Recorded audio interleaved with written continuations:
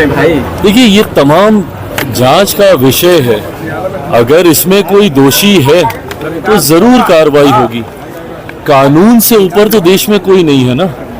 आप अगर किसी पार्टी के बड़े नेता हैं इसलिए आपके ऊपर कार्रवाई नहीं होगी, या आप किसी बड़े परिवार से आते हैं इसलिए आपके ऊपर कार्रवाई नहीं होनी चाहिए। और इस तरीके से जांच की प्रक्रिया को प्रभावित करने के प्रयास के साथ इस तरीके से प्रदर्शन आंदोलन करना मुझे नहीं लगता ये उचित है। जांच हो, अगर आप दोषी नहीं हैं तो आपको डरने की जरूरत नहीं है। बट हाँ, अगर आप दोषी हैं तो भले आप कोई भी हो, कितने भी बड़े परिवार से आप रिश्ता रखते हो या पार्टी में आप किस पद पर हो, कार्रवाई जरूर होगी, सजा जरूर मिलेगी। सर, कल तेजस्वी यादव जो है कांग्रेस के राष्ट्रीय अध्यक्ष, कल इंडिया अलायंस की बैठक होनी है, मुलाकात हुई, लेकिन कल इंडिया सीटों को लेकर के नतीजे नहीं देखने को मिले, ना ही सीएम फेस को लेकर के नतीजे। कल बैठक भी होगी, कल भी बैठक होगी, कल इंडिया अलायंस की बैठक होनी है। हाँ तो ठीक है, करें बैठक भाई, क्योंकि इन लोगों के बीच में तो बहुत ही विवाद है। जिस तरीके से कांग्रेस, और हम बार बार इस बात को कह रहे हैं, एक वर्चस्व की लड़ाई गठबंधन के घटक दलों के बीच चल रही है। राजद जिस तरीके से अपने आप को असर्ट करने का प्रयास कर रही है, अपने चेहरे को आगे करने का प्रयास कर रही है, उसी तरीके से कांग्रेस भी अब ना सीटों को लेकर कोई समझौता करने के मूड में दिख रही है और ना ही सीएम फेस में अपने आप को रेस से बाहर करना चाह रही है। ऐसे ऐसे नेताओं के साथ उन्होंने गठबंधन या उनको अपने साथ शामिल करने की सोच रखी है, जिससे राजद को लंबे समय से ऐतराज रहा है। जिस तरीके से पप्पू यादव जी भी इनके अधिवेशन गए, वहाँ पर बातचीत हुई, ये तमाम चीज़ें दर्शा रहा है कि कहीं ना कहीं सब कुछ ठीक तो नहीं है। तथाकथित महागठबंधन या इंडिया अलायंस जो भी है, सब कुछ वहाँ पे ठीक नहीं है।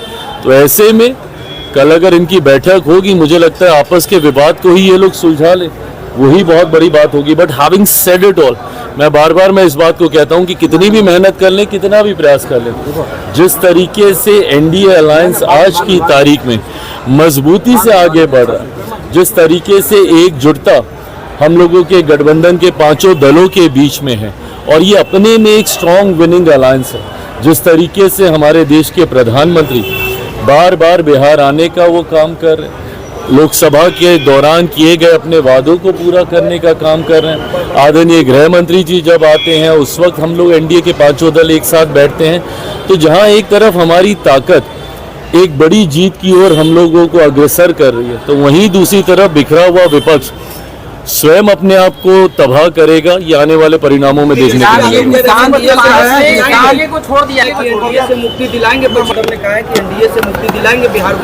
ये ऐसी बड़ी बड़ी बातें ये लोग ना जाने कितने चुनाव से लोग कर रहे हैं। लोकसभा के चुनाव में हर बार ये लोग ऐसे ही बड़े बड़े दावे करते हैं। क्या हुआ, कितनी सीटें जीत पाए ये लोग, कितने पे लड़े थे और कितनी जीते, ये भी ये लोग देख लें। तो ऐसे में बातें करने से नहीं होगा। है क्या आपके पास जनता के बीच लेके जाने के लिए? 90 का वो दशक जहाँ पे अपराध और भ्रष्टाचार चरम सीमा पे था, क्या है आपकी बिहार को लेकर सोच? बताए ना। जिस दल के पास सोच नहीं, जिस गठबंधन के पास कोई विजन नहीं, बिहार को कैसे आप विकसित बनाएंगे? आप ही की वजह से बिहार आज बर्बादी की कगार पर आकर खड़ा हुआ है। ऐसे में जनता आपके ऊपर क्यों विश्वास करेगी? और जनता आपके ऊपर विश्वास नहीं करती, इसीलिए बार बार आपका गठबंधन राष्ट्रीय स्तर से लेके अलग अलग राज्यों में हार का उनको सामना करना पड़ता है।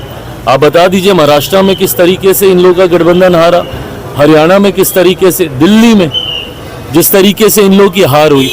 विपक्ष आज की तारीख में कम से कम जनता के बीच अपना विश्वास पूरी तरीके से खो चुका है। ये लोग अलग अलग विषयों को लेकर मुद्दा बनाते हैं, वक्त को लेकर दुनिया भर का ये लोग आंदोलन करने का काम करते हैं। जब ये विषय आता है, क्यों नहीं इनके कोई बड़ा नेता जाके सदन में बोलता है? जब ये वक्त की जब बात चल रही थी, राहुल गांधी जी, प्रियंका गांधी जी, इन लोगों ने तो बोलना तक जरूरी नहीं समझा। जितने विपक्ष के बड़े नेता हैं, ऐसे समय में वो लोग खामोश हो जाते हैं। और तो और एलओपी होने के बावजूद राहुल जी मौजूद भी नहीं थे मोस्ट ऑफ द टाइम जब वहाँ पे डिस्कशन हो रहा था।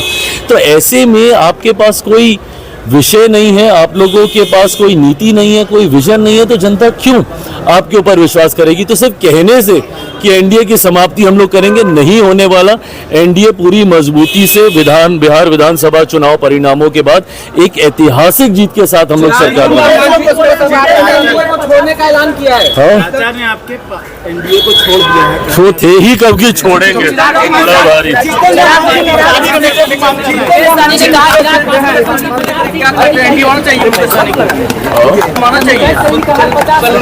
कोई चर्चा का विषय ही नहीं है, ये कोई चर्चा का। मांझी जी 40 सीट मांग रहे हैं सरकार ने कि हमको अपनी बातें रखने का हक अधिकार हर किसी को है, पर ये सार्वजनिक मंच पे की जाने वाली चर्चाएं नहीं है।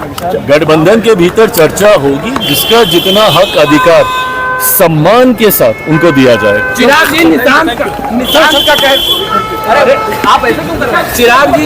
का कहना है कि अमित शाह अंकल बोले हैं और सम्राट चौधरी बोले हैं कि नीतीश कुमार ही मुख्यमंत्री होंगे। हाँ, तो इसमें किसको डाउट है भाई? हम लोग तो कह ही रहे हैं कि गठबंधन का हिस्सा, गठबंधन का चेहरा उन्हीं के नेतृत्व में चुनाव लड़ा जाएगा और एक बार फिर से मौजूदा मुख्यमंत्री 2025 बिहार विधानसभा चुनाव परिणामों के बाद फिर से मुख्यमंत्री पद की शपथ लेंगे। इसमें किसको डाउट है?